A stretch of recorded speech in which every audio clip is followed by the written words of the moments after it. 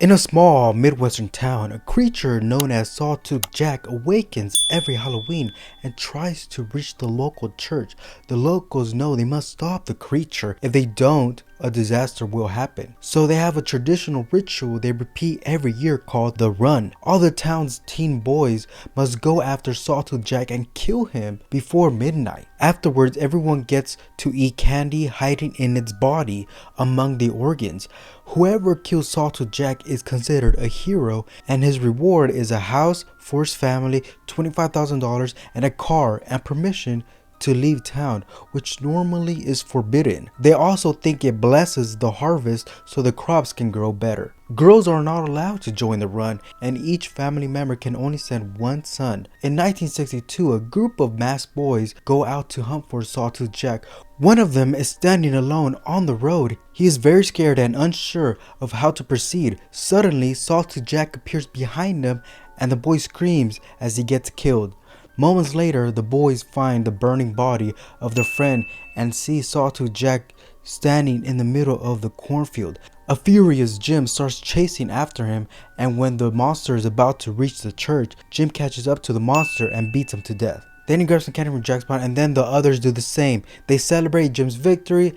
Afterwards, the Harvesters Guild throws a Halloween party to celebrate another successful run, and Jim is given his reward. He hugs his brother Richie and tells him "I love you" before leaving town in his brand new car. It's been a year later. Sheriff Jerry shows up at the school 5 days before Halloween to remind the teens how important the run is. Jim is often brought up as an example of a hero, which irritates Richie, who wants to join the run but he can't because of the rules. Riley makes fun of him for wanting to volunteer when the others actually have no choice in the matter.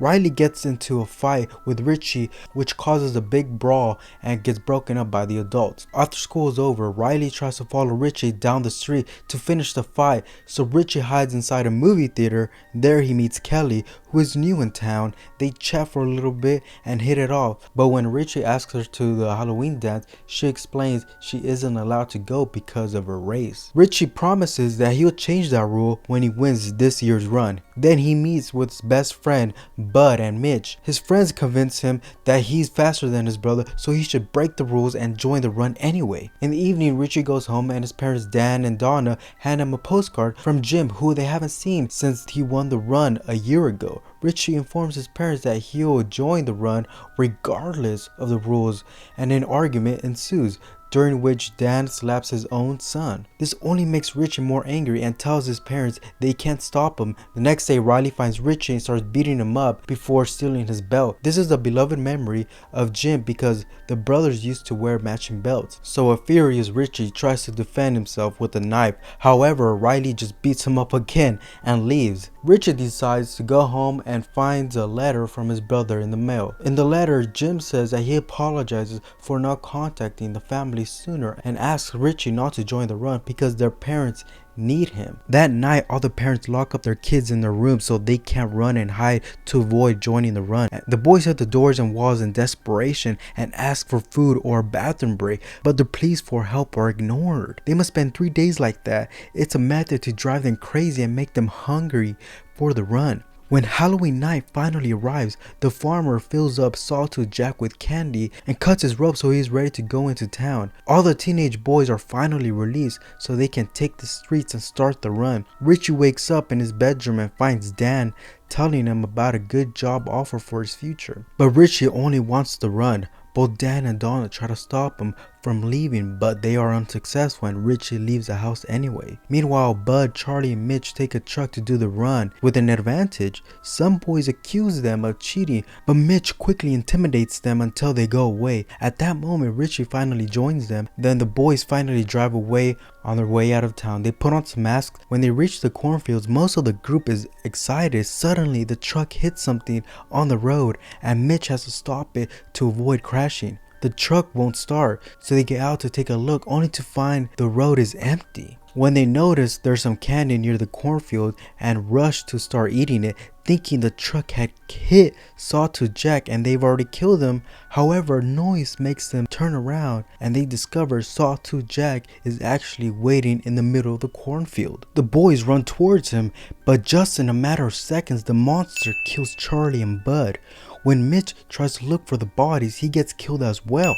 Afterward, Sawtooth Jack stares at Richie and just roars at him, causing Richie to run away. He doesn't stop until he finds the empty stand and is shocked to find Kelly there, who is breaking the rules just like him. To Richie's surprise, they also see Bud running by. It turns out he had only been pretending to be dead to get out of this, and he rushes back into town. However, when he tries to enter his own house, his parents don't let him in and tell him to be a man because they need the money. While considering what to do, Bud is suddenly being followed by Sawtooth Jack, so he starts running until he finds a shelter where some boys are hiding. They want to charge him actual cash to let him in, but Bud says he doesn't have any cash. The teens start arguing amongst themselves whether they should open the shelter or not, but when they suddenly hear lots of yelling, a boy ignores the protest and opens the door anyway, only to find Sawtooth Jack killing Bud. After Sawtooth Jack kills Bud, he kills all the people in the shelter. It was hard to count the exact number. I went frame by frame, and my guess is there were 12 in the shelter, but I might be off by a number or two. Back to Richie and Kelly, they return to town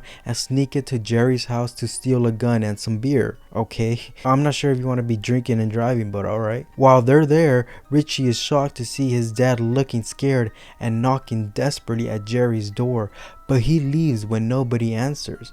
While Dan looks for Jerry in a neighbor's house, Richie and Kelly steal Jerry's police car. By the time Jerry comes out to yell at Dan, the kids are driving off and he only gets to shoot a window. As Richie and Kelly escape, they hear a report on the car's radio about the Sawtooth Jack being seen downtown, so they head over there on the main street. Chaos has taken over as the teens break into stores to steal all the food they can find. The butcher tries to defend his business and even kills a few boys by shooting them with his shotgun, but they overpower him and beat him to death before stealing all his meat as well. It's pretty insane, brutal. Richie and Kelly are horrified by what they see, but before they can leave, they are found by Riley, who makes fun of Kelly for being a girl in the run and uses a racial slur to refer to her skin. Riley's gang grabs Kelly, but Richie finally is angry enough to stand up for himself and beats the both dudes down before threatening them with his gun. Before they leave, Richie takes back his belt. Meanwhile, the rest of the boys are starting to really lose it and even kill each other. Richie shares to Kelly that he misses his brother and they haven't heard from him except from the occasional postcard, and Kelly confesses to him that her parents are dead. Their conversation is interrupted when they hear another report on the radio. Apparently Sawtooth Jack has been seen on Oak Street. The duo leaves in that direction without knowing the report is fake, and Jerry is setting them up for a trap. Once they reach Oak Street, they find a statue covered with blood before Sawtooth Jack appears in front of them. Richie rushes to confront the monster, but he freezes when he notices Jack is wearing his brother's belt. What could that mean? That could mean anything. It sounds like we got a big twist coming. Kelly comes and hits the creature with her club, but Sawtooth Jack hits her back and disappears while Richie is checking up on her. At that moment, a neighbor comes out and makes them leave by threatening to shoot them with a shotgun. The two make it back to the car and are found by Jerry, who points his gun at Richie's head through the window. He insults Kelly's parents and reveals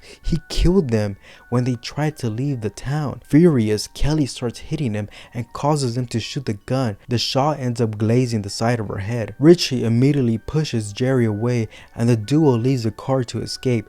Meanwhile, Sawtooth Jack goes to Jim's old house and sees all the messages on the wall from the 3 days Jim had been locked down in his room before the run. Screeching at the sight, Sawtooth Jack burns the whole building down. Pretty weird. Why did he do that?